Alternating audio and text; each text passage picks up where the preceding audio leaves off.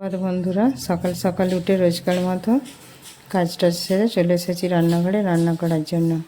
আজকে কালকে থেকেই ঠিক করে রেখেছি সেরকম কিছু একটা রান্না করব না, কিন্তু তবুও কি হয়, কোথা দিয়ে যেন বেলা ঠিক একই রকম হয়ে যায়।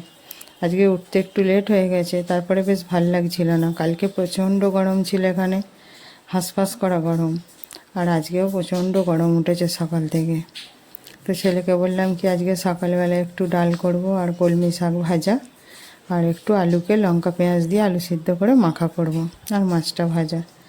তারপর তো একটুখানি বরের জন্য ঝোল বানাবো। টুকিটাকি এই করতে করতে দেখবো একই রকম বেলা হয়ে গেছে।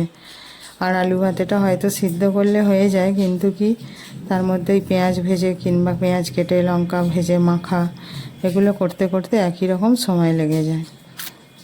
তো একটু বেলা হয়ে গেছে, ওই জন্য তাড়াহুড়ো করে আনাজটা কেটে নিচ্ছি। তো চা খাওয়ার আগেই সাবুটা বসিয়ে দিয়েছিলাম, সাবু রান্না তো হয়ে গেছে। টুকিটাকি এদিকে রান্নাবান্নাও চলছে, শাকটা সিদ্ধ হয়ে গেছে, কিন্তু আনাজটা কেটে জোগাতে পারছি না যে পরের আনাজটা রান্নাটা বসিয়ে দেবো। 3টে গ্যাস আছে, তাড়াতাড়ি তখনই হবে যখন আমি আনাজগুলো সমস্ত কেটে নিয়ে রেডি করে বসবো। তাহলে কি হয়, কোনো গ্যাসটাই অফ যায় না, একটা একটা করে বসাতে থাকি, তখন তাড়াতাড়ি রান্না হয়। কিন্তু কালকে এত গরম ছিল যে শরীরটা আর ভালো লাগছিল না, সেই জন্য আর আনাজপাতি কেটে রাখি না, শুধুমাত্র শাকটাকেই কেটে রেখেছিলাম। তো এই জন্য এখন এই কাটছি আনাজগুলো তাড়াতাড়ি করে। তার মধ্যে ভাতের জলটাও জোর দিয়ে বসিয়ে দিয়েছি, আর ডালটাও সিদ্ধ বসিয়ে দিয়েছি।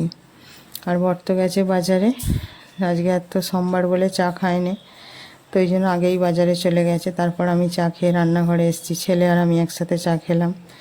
তো আজকে একটু দেরি হয়ে গেছে। যখন বন্যা চা খায় তাড়াতাড়ি বাজারে চলে যায়, তখন আরও মাথার মধ্যে টেনশান কাজ করে যে চান হয়ে যাবে আর আমি রান্নাটা করে উঠতে পারবো তো, কারণ আমার জন্য দাঁড়িয়ে থাকলে তো আমার খারাপ লাগবে যে আমার কারণে হয়তো কাজে যেতে দেরি হয়ে যাচ্ছে। তো এই জন্য আরও তাড়াহুড়ো করছি, কিন্তু আবার অনেক সময় তাড়াহুড়ো করতে গিয়ে কি হয় দেখি ভুলভাল হয়ে যায়। একদিন কি করেছি, সাবু রান্না করেছি, তার মধ্যে কয়েকটা বাতাসা ফেলে দিই, কারণ একদম নান মিষ্টি একটু ভাব হলে তো ভাল লাগে না। তো চিনিটা দিই না, অনেকে বলে তো চিনি নাকি বিষ, তো বাতাসাটা খাওয়া ভালো, গুড়ের বাতাসা। কিন্তু কি তাড়াহুড়ো করে ভুলে গেছি, তখন চলে গেছে, তখন মনে পড়ছে। এইরকম হয়ে যায় আর কি তাড়াহুড়ো বেশি করলে। সেই জন্য ধীরে ধীরে করতে চেষ্টা করি, কিন্তু আবার কি করব, বেলা হয়ে গেলে তখন তো সকাল সকাল তাড়াহুড়ো করে করতেই হয়।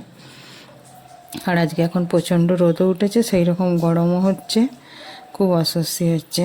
কিন্তু তা বলে তো আর কাজগুলো নিয়ে থেমে থাকলে হবে না, কারণ একটা কাজ দেরি হওয়া মানে সারাদিনের সমস্ত কাজ দেরি হবে। তারপর স্নান টান করতে অনেক দেরি হয়ে যাবে, এমনিতেই আমার বেলা হয়ে যায় স্নান করতে। কেন কি আমি একটুখানি নোংরা ধুলোর কাজগুলো সব সকালেই করে নেওয়ার চেষ্টা করি। চান টান করে আর ওই কাজগুলো আমাকে করতে ভালো লাগে না। ওই চান করে এসেই ঘর ঝাড় দেওয়া, ওটা যেন ঠিক আমার ভালো লাগে না। তো চান করার আগেই সমস্ত কাজগুলো সেরে নিই, ওই জন্য আরও দেরি হয়ে যায়। তো রান্নাবান্না হচ্ছে। এবার মাছ আনলে মাছ বেছেই কেটে বেছে নিয়ে আসে, ধোবো। কিন্তু বেছে আনলে কি হবে, সব দিন আঁশগুলো না পরিষ্কার করে না। ওদেরকে বললেই একটু বড় মোটি তো খুব সুন্দর করে পরিষ্কার করে দেয়, কিন্তু আমার বর বলতে চায় না, বলে ওরা কত মাছ বাছে জানো এক একজন, আর বলা যায় ওদেরকে। তো আঁশটা বেশি থাকলে কি হয়, ছাড়াতে দেরি হয়ে যায়। রান্না মোটামুটি হয়েই এসেছে শেষের পথে।